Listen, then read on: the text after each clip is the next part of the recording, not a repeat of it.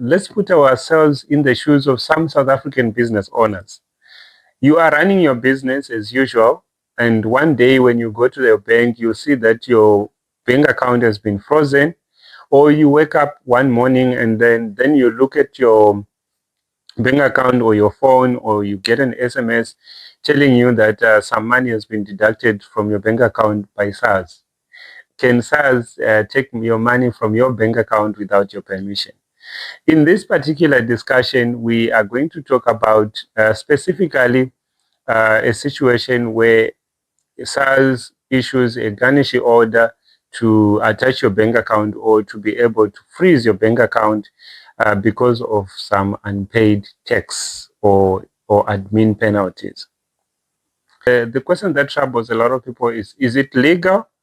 Can Sars really freeze or take money from my bank account?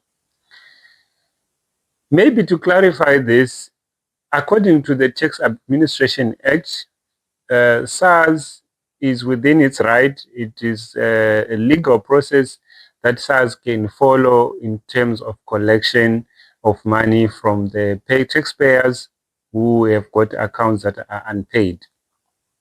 But I will explain to you the processes and procedures that are in place before Sars come to a point where they take money from your bank account. So the first thing that they will need to do is Sars need to issue an assessment. So Sars should issue an assessment which shows the liability. Then the second step is they are going to send you some notifications in terms of demand letters.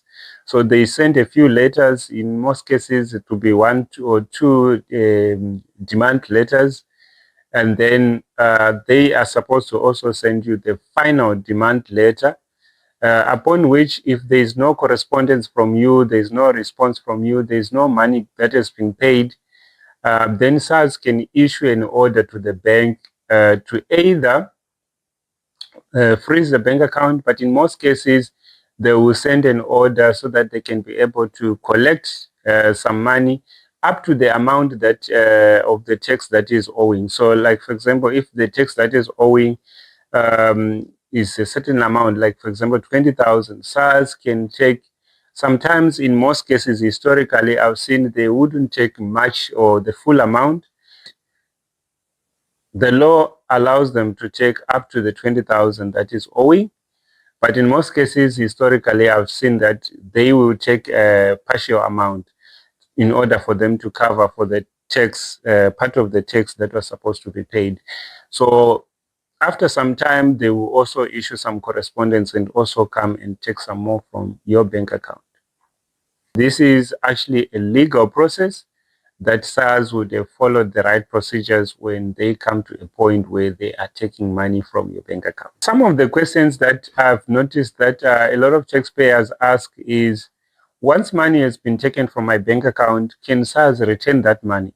So there are some circumstances where Sars would return the money, but it depends on a number of factors. Like, for example, if the money that was taken as a result of an error, or otherwise, if the assessment was wrong, or if there was a payment that was already made, in those circumstances, Sars may return the money into your bank account. But in most cases, if the liability remains unpaid, Sars will not return the money that has been taken. The main reason why the Sars will come to this point is because of tax assessments that are not done. Sometimes maybe people are not even filing the tax returns, so Sars might be forced to just issue an assessment. In some cases, an assessment was issued, there is a tax liability that is there, but it has not been paid over a long period of time. So Sars will send you correspondence reminding you. So irregardless of these reminders, the amount still remains unpaid. So ignoring the correspondence from Sars, not complying with Sars with regards to filing tax returns, not paying the liability that is there might lead to this particular situation. For those ones who are owing Sars, but they cannot afford to pay the full amount in one go, there is also a provision of the payment arrangement that we can make use of.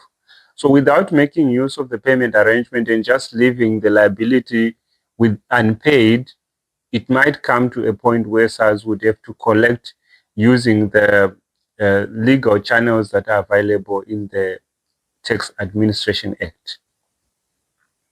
At Accounting and Tax Hub, our clients know that in most cases what we do, because we already have their profiles on our SARS tax practitioner profile, we review the correspondence that comes from SARS. We can be able to send them reminders to tell them about the upcoming liabilities and also the liabilities that has not been paid. So we are constantly reminding our clients in terms of these matters so that it doesn't come to this particular moment. If this sounds appealing to you, please get in touch with us in the comment section below.